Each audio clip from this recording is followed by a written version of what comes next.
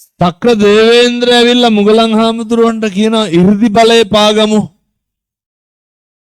සක්‍ර දේවේන්ද්‍ර කියනවා මුගලන් මහරහතන් වහන්සේට ඔබ වහන්සේට ඉරිදි ප්‍රතිහාර පාන්න පුළුවන් මටද පුළුවන්. සක්‍රයා ඒක කියනකොට සක්‍රයාගේ වෛජයන්ත ප්‍රාසාදේ හෙල්ලෙනවා. බලනකොට මුගලන් මහරහතන් වහන්සේ නියපොතු පාරක් ගහලා වෛජයන්ත ප්‍රාසාදෙට. නියපොත්තෙන් හොල්ලන්න බෑ. එච්චර 이르දිමත් භාවයක් තිබ්බ මහරහතන් වහන්සේ මරුනේ මොනවා වෙලාද?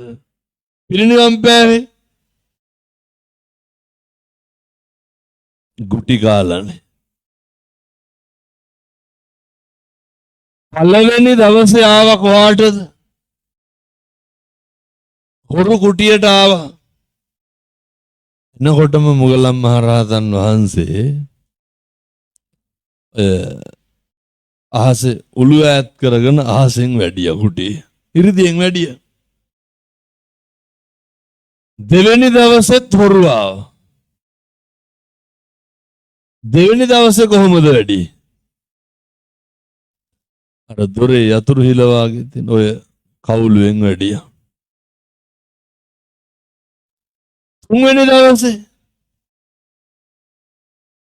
අච්චර 이르දිමත් භාවයක් තිබ්බ මහරහතන් වහන්සේට මොකද වුනේ? පින්නතුනේ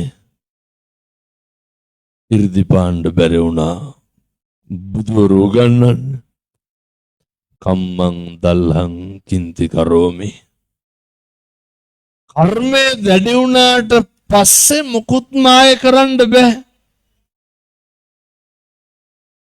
ඒකට මුණ දෙන්න වෙනවා.